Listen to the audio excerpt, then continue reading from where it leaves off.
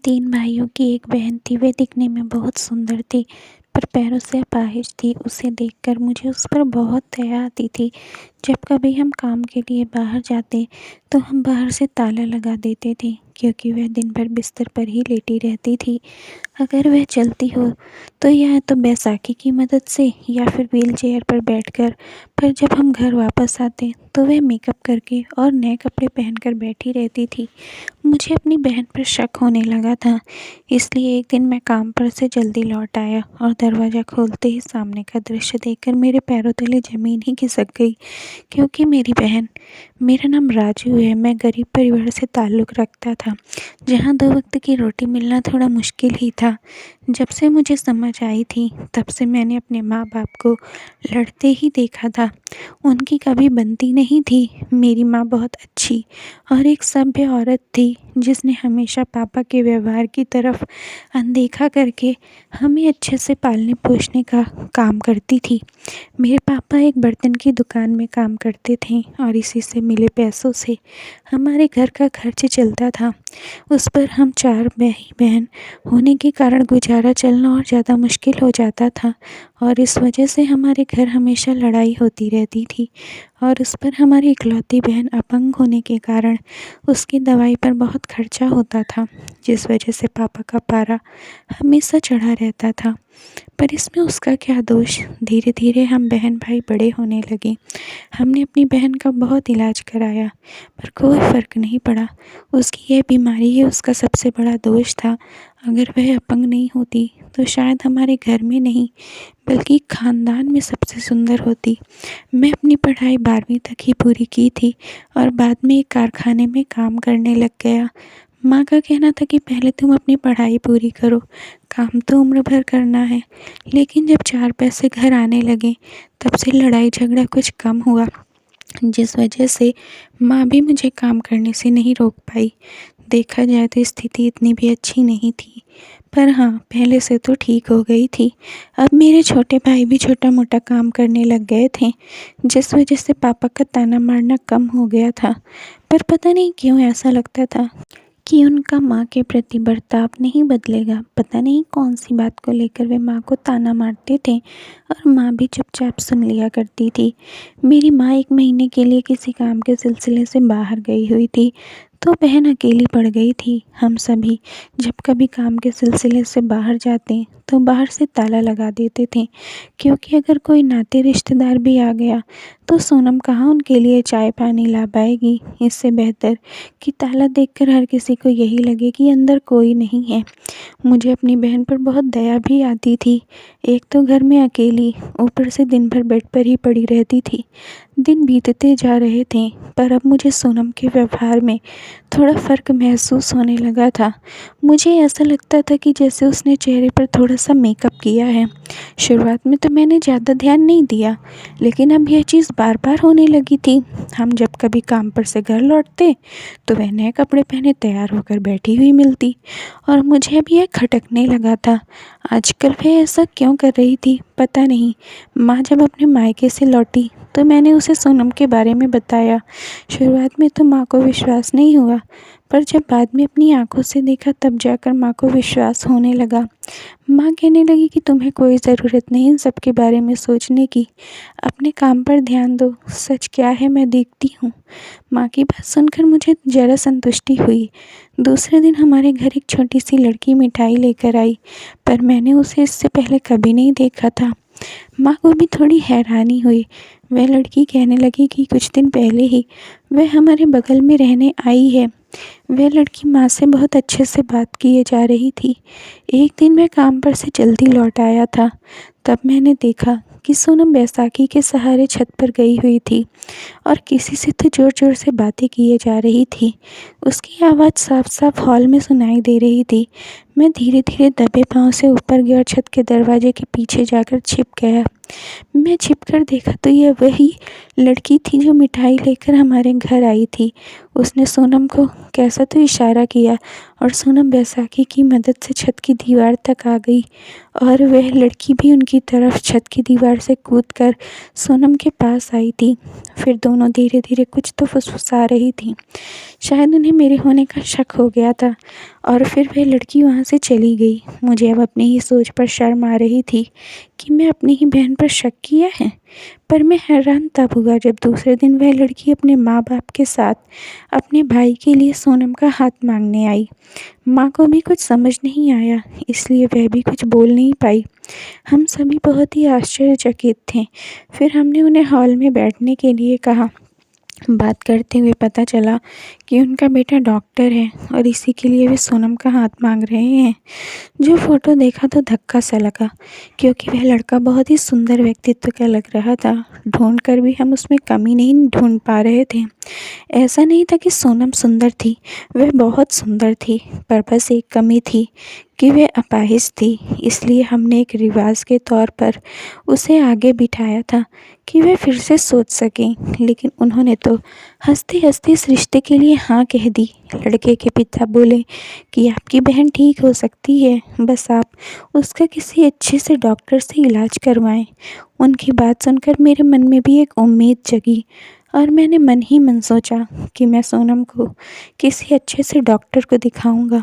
2-3 दिन बाद मैं सोनम को शहर के अच्छे से अस्पताल ले गया। वहाँ उसे चेक किया गया और डॉक्टर ने कहा कि उसके इलाज के लिए हर महीने कम से कम 1-1.5 लाख रुपए लग जाएंगे। मैं निराश होकर घर लौट आया और जब घर पहुँचा तो मानो कोई बड़ा संकट आ गया हो।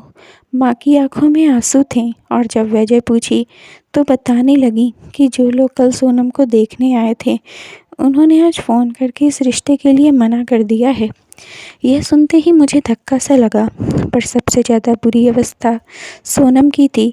शायद उसने अपनी शादी को लेकर कुछ सपने सजाए होंगे, जो आज एक पल में ही बिखर गए। उसे देखा, हमने अपना दुख छुपाते हुए पहले उसे संभाला।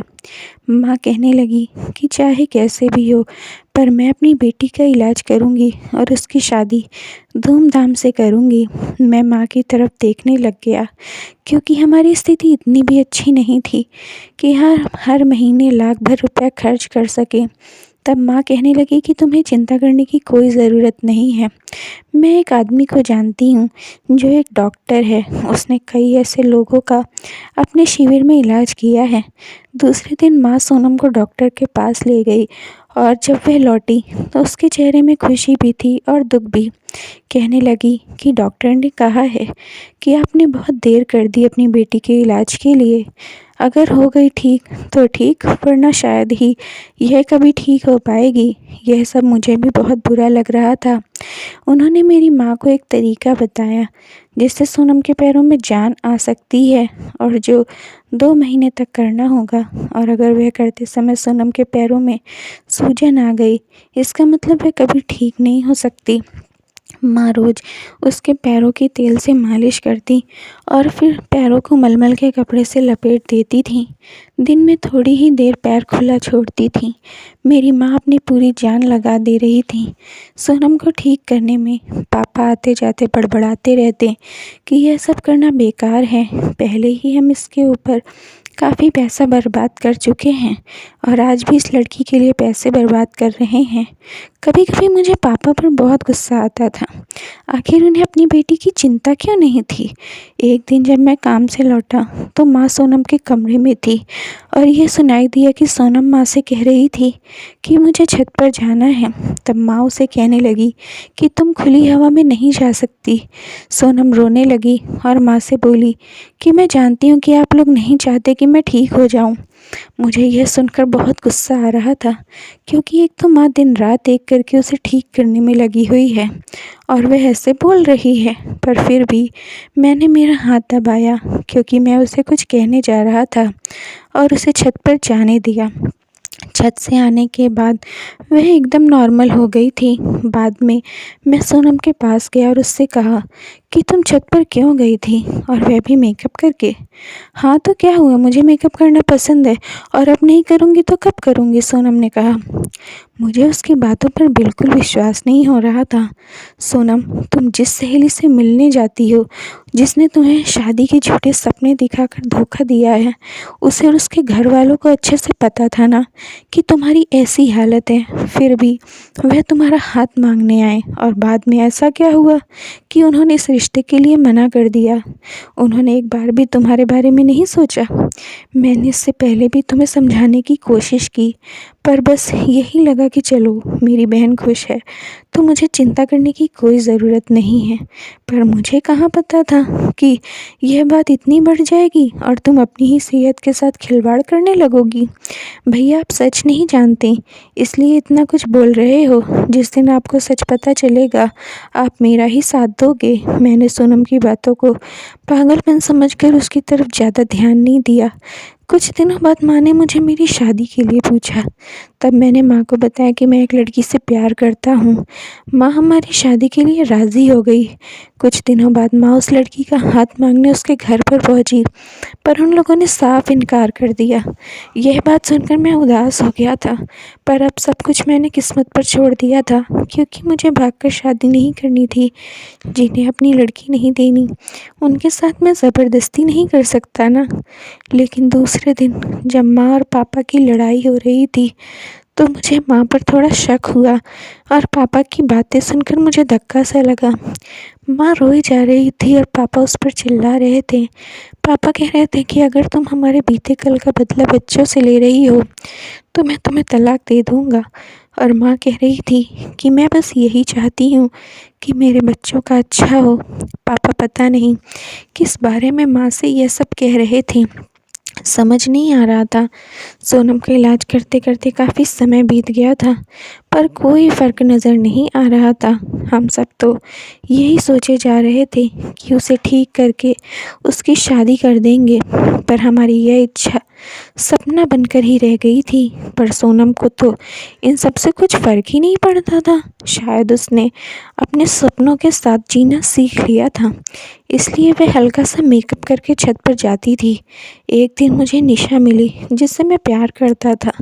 उसे देख मुझे वह दिन याद आया जब माँ ने यह बताया था कि उसके घर वालों ने ना कह दी थी। माँ बता रही थी कि वे कह रहे थे कि तुम्हारा लड़का कुछ ठीक से काम भी नहीं करता, ना ही ज़्यादा पढ़ा लिखा है। आप सभी एक साथ रहते हैं और बाकी भाई बहन की शादी भी नहीं हुई। हमारी लड़की तो आपके यहाँ काम करके ही मर जाएगी। पर मुझे अगले ही पल अपने ऊपर ही गुस्सा आ रहा था कि मैं माँ पर कैसे शक कर सकता हूँ। कुछ दिनों बाद मुझे वह डॉक्टर लड़का मिला जिसे सोनम के रिश्ते के लिए बाद में मना कर दिया था। मुझसे रहा नहीं गया और मैं उसकी कॉलर पकड़ लिया। उसने गुस्से से मेरा हाथ झटक दिया। वह कहने लगा कि मुझे कुछ कहने से पहले सच क्या है यह अपनी माँ से पूछो। तुम्हें पता है क्या, तुम्हारी बहन ठीक हो सकती है, पर तुम्हारी माँ ही नहीं चाहती कि वह ठीक हो। मुझे उसकी बातें सुनकर बहुत गुस्सा आ रहा था। वह कैसे मेरी माँ पर ऐसा इल्ज़ाम लगा सकता है। देखो, मैं एक डॉक्टर हूँ और मुझे झूठ बोलने की ज़रूरत नहीं है, पर सच क्या है यह तुम्हारी माँ ही बता सकती है कि वह अपने बच्चों के साथ ऐसा क्यों कर रही है। घर पहुँचा तो माँ सोनम पर चिल्ला रही थी और मुझे देख कहने लगी कि अब तुम ही इसे समझाओ, इसके ऊपर तो उस लड़के के प्यार का भूत सवार है। तब मैंने माँ से कहा कि माँ, तुम ऐसा क्यों कर रही हो। मुझे सब कुछ पता चल गया है, पर मुझे अब आपके मुँह से सुनना है। माँ मुझे देखती रह गई और यह सुनते ही पापा भी हमारे कमरे में आ गए और माँ बोली कि शादी से पहले मैं अपने पूरे ख़ानदान में सबसे सुंदर लड़की थी। मैं एक लड़के से प्यार करती थी और उसने मुझसे वादा भी किया था कि वह मुझसे शादी भी करेगा, पर हमारी शादी से पहले उसने किसी अमीर लड़की से शादी कर ली थी। तब मुझे समझ आ गया, इस दुनिया में प्यार नाम की कोई चीज़ नहीं होती है। हमारी शादी के बाद मैं वह सब कुछ भूल कर अपनी ज़िंदगी में आगे बढ़ रही थी, पर तुम्हारे पापा बार बार मुझे मेरे बीते कल को लेकर ताना मारते थे। इसलिए जब मुझे तुम्हारे और सोनम के प्यार के बारे में पता चला तो मैंने पहले ही बहुत खुश हुई, पर बाद में यही लगा कि मेरे जैसा धोखा तुम दोनों को ना मिले। और मेरे जैसे ताने तुम्हें सुनने को ना मिले, और इसलिए मैंने जाकर दोनों जगह ना कर दी। सोनम के पैरों की मालिश करके मलमल के कपड़े से लपेट देती थी, तब भी उसे कोई फ़र्क नहीं पड़ा। मैंने सोचा कि जब कोई फ़र्क नहीं पड़ रहा है तो शायद यह सब देखकर सोनम उस लड़के को छोड़ देगी। पर वह लड़का एक डॉक्टर निकला और उसने उसे बताया कि वह ठीक हो सकती है और अपनी शादी हो सकती है। इतना कहकर माँ रोने लग गई। तब मैंने पापा से कहा कि माँ ने अपनी सारी ज़िंदगी हम सभी को बड़ा करने और एक अच्छा इंसान बनाने में लगा दी, और आप उसे इतनी छोटी सी बात के लिए ताने मारते हैं। प्यार करना अगर गुनाह है तो यह गुनाह आपके बच्चों ने भी तो किया है, और अगर आप अपने बच्चों से प्यार करते हो तो आज के बाद आप माँ को बीती बातों को लेकर कभी ताना नहीं मारेंगे। और माँ, आपको प्यार में धोखा मिला, इसका यह मतलब नहीं कि सभी को प्यार में धोखा ही मिलता है। सारे इंसान एक जैसे नहीं होते। माँ अपने किए पर शर्मिंदा थी, पर कहीं ना कहीं उसके मन में अपने बच्चों के लिए प्यार के साथ उनके भविष्य की चिंता थी। शायद इसलिए उसने यह सब कुछ किया। कुछ दिनों बाद माँ और पापा उस डॉक्टर लड़के से उसकी और सोनम की शादी को लेकर बात करने गए, और वह भी सभी शादी के लिए राज़ी हो गए। अब सोनम का इलाज शुरू हो गया था, वह थोड़ा थोड़ा चलने लग गई थी। मैं जिस लड़की से शादी करना चाहता था उसकी कहीं और शादी हो गई थी, लेकिन मुझे इस बात की संतुष्टि थी कि मेरी बहन की ज़िंदगी पहले से बेहतर हो गई थी और अब घर में शांति का माहौल था। Thank you friends. अगर आप लोगों को स्टोरी पसंद आई हो तो प्लीज़ लाइक कर दीजिए और चैनल को सब्सक्राइब कर लीजिए।